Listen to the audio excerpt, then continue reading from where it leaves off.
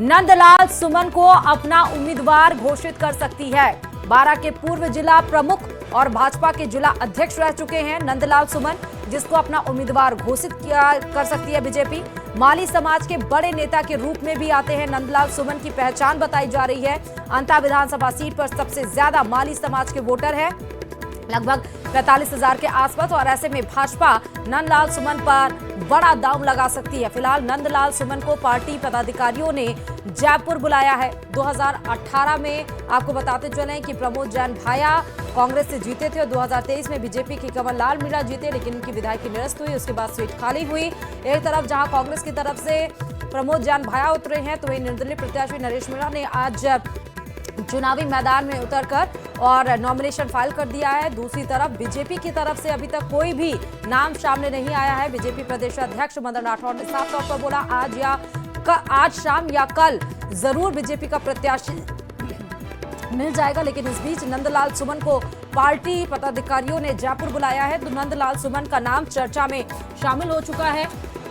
माली समाज से आते हैं। माली अगर हम बात करें तो माली वोटर्स का अच्छा खासा दबदबा अंता सीट पर माना जाता है। लगभग 45,000 वोट यहां पर हैं और इसीलिए नंदलाल सुमन को बीजेपी की तरफ से आया है।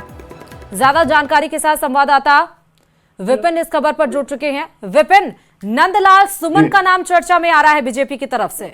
बिल्कुल, देखिए बड़े नेता हैं भाजपा बारां के, कह सकते हैं कोई इसमें वो नहीं है, क्योंकि पूर्व जिलाध्यक्ष और पूर्व भाजपा के जो है जिला प्रमुख रह चुके हैं, पूर्व जिलाध्यक्ष रह चुके हैं, और साथ ही नगर पालिका जो है बारां थी उसमें भी ये जो है वाइस चेयरमैन रहे हुए हैं। तो ऐसे में काफी पुरानी पृष्ठभूमि है, संघ से जुड़े हुए नेता हैं और जमीन से उठे हुए नेता हैं। हाँ। और बड़ा इनका जो है माली समाज में कद भी है, उस रूप में भी पहचान है। और इस सीट पर जो सबसे ज्यादा माली समाज का ही दबदबा है, सबसे ज्यादा वोट बैंक में माली समाज का ही है। ऐसे में बीजेपी जो है नंदलाल सुमन को लगभग तय है कि अपना प्रत्याशी मान चुकी है, और हो सकता है कि औपचारिक घोषणा भी जो है हो जाए आज शाम तक।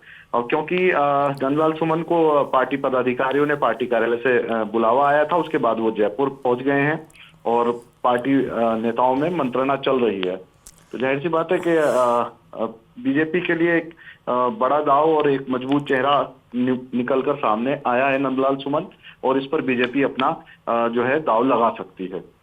लेकिन विपिन, वैसे तो नाम और भी सारे हैं बीजेपी के, और बीजेपी हमेशा से इसीलिए प्रचलित है कि जो नाम सामने आते हैं उस किसी को भी खड़ा नहीं करती है, एक अलग ही नाम, एक अलग ही पहचान से खड़ा कर देती है। तो क्या नंदलाल सुमन को हम माने कि लिस्ट में टॉप पर हैं वो फिलहाल?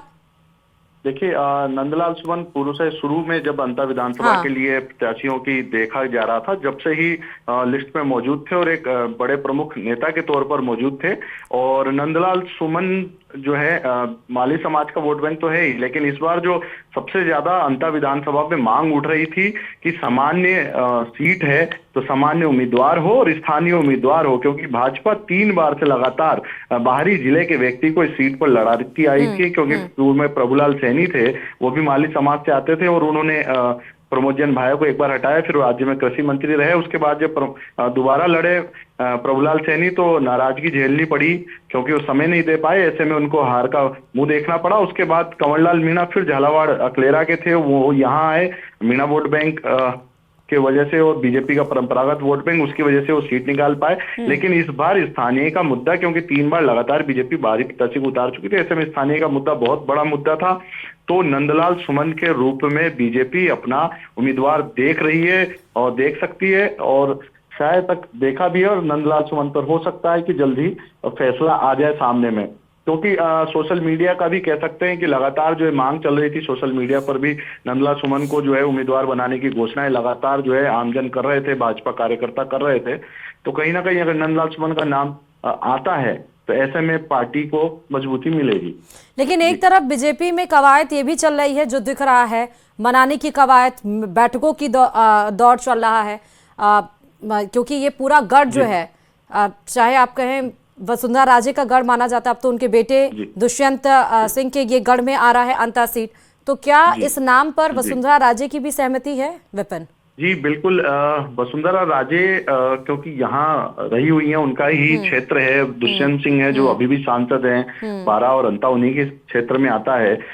और नंदलाल सुमन क्योंकि पूर्व जिलाध्यक्ष यहाँ रह चुके हैं, तो वो भी वसुंधरा राजे की सहमति से रहे। पूर्व जिला जब जिला प्रमुख बने तो भी वसुंधरा राजे की सहमति से रहे। तो ऐसे में वसुंधरा राजे खेमे के कद्दावर नेता के रूप में भी नंदलाल सुमन की पहचान है।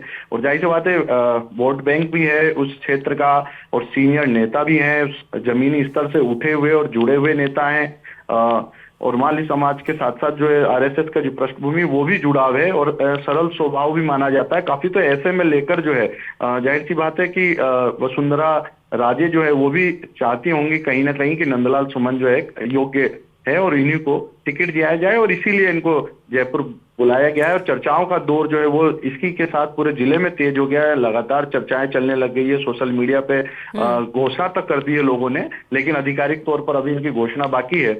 तो देखना होगा कि शाम होते होते क्या कुछ पार्टी का निकल के आता है। विपिन, ये जयपुर कहाँ बुलाया गया है? किसी के घर पे, मुख्यालय पर, कहाँ पर? जी जी, पार्टी मुख्यालय की ओर से बुलाया गया था, और वसुंधरा राजे से बताया जा रहा है कि वसुंधरा राजे से फिलहाल जो है उनकी मुलाकात हो रही है इस वक्त जो है वो। तो वसुंधरा राजे जी के आवास पर मुलाकात है या मुख्यालय पर ही? जी जी जी, जो जानकारी यही आ रही है कि वसुंधरा राजे के आवास पर ही उनको मुलाकात उनकी हो रही है। बीजेपी के और कौन बड़े नेता वहां पर मौजूद हैं आवास पर? और ये खैर फिलहाल नहीं लग पाया है, क्योंकि जो सूचना लगी है वो इंटरनल ही लगी है। खुलकर ये चीजें नहीं आए ना, वो खुद बोल रहे हैं खुलकर इस चीजों को, लेकिन जो सूचनाएं लग रही उसी के आधार पर जो है बड़ा कयास है। और पार्टी के शीर्ष नेता जो है, कई नेता है, वो भी इसी चीज को लगभग हाँ भर रहे हैं कि ये नाम तय है और इनका घोषणा होना बाकी है। तो अभी 12 के कुछ नेता जो है जिलाध्यक्ष है वर्तमान के, वो हैं, और एक दो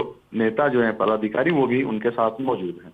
ठीक है विपिन, क्योंकि अगर नंदलाल सुमन बीजेपी की तरफ से आते हैं तो ये मुकाबला बड़ा दिलचस्प त्रिकोणीय मुकाबला तो नरेश मीणा के आने की वजह से हो गया।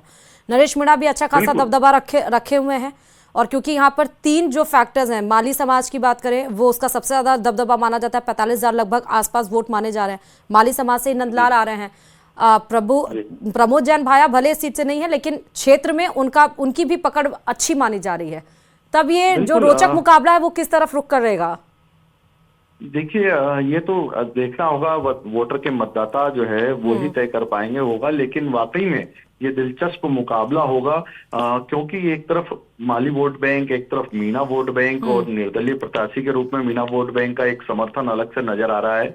लेकिन प्रमोद जैन भाया वो भी अपना जादू कम नहीं रखते हैं यहाँ पर, क्योंकि 4 चुनाव लड़ चुके हैं जब से परिसीमन हुआ है। वो 4 चुनाव लड़ चुके हैं, उसके बाद 5वां फिर पार्टी ने उनको टिकट दिया है। ऐसे में 2 बार वो जीते, 2 बार हारे। तो उनका भी कहीं ना कहीं वैसे, क्योंकि उनके समाज के वोट बैंक नहीं है, लेकिन उनका प्रभाव और जो कार्यशैली है वो मजबूत है। ठीक है, बहुत शुक्रिया तमाम जानकारी देने के लिए। सुधीर हमारे संवाददाता इस खबर पर जुड़ चुके हैं। सुधीर, नंदलाल सुमन का नाम चर्चा में तेज हो चुका है।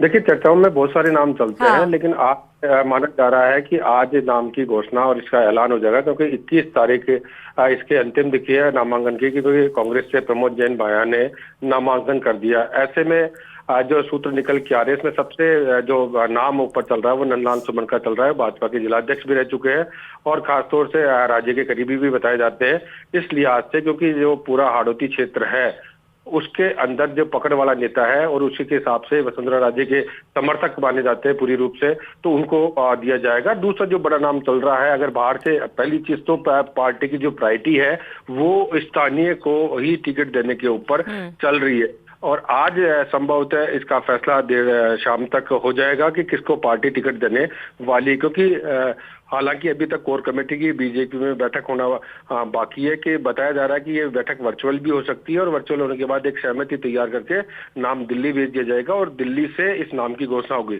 चूंकि अगर देखें तो बिहार इलेक्शन बहुत बड़ा इलेक्शन है, तो ये भी बताया जा रहा है कि दिल्ली की बजाय जयपुर से भी इस नाम की घोषणा कर सकते हैं। लेकिन जो सबसे ऊपर जिसका नाम चल रहा है वो नंदलाल सुमन का नाम बताया जा रहा है। जी नहीं, दिल्ली अच्छा, नंदलाल सुमन, क्योंकि और भी नाम जो चर्चा में आ रहे थे, पहले तो वसुंधरा राजे कंवरलाल मीणा की पत्नी भगवती को भी लाने की सोच रही थी, वो नाम अब पीछे छूट गया। बहुत सारे नामों में इनका नाम सबसे हिट पर है, तो क्या ऐसी वजह है कि नंदलाल सुमन को ही अगर हम माने, क्योंकि आज शाम या कल तक प्रदेश अध्यक्ष ने बोला है कि बीजेपी प्रत्याशी मिल जाएगा?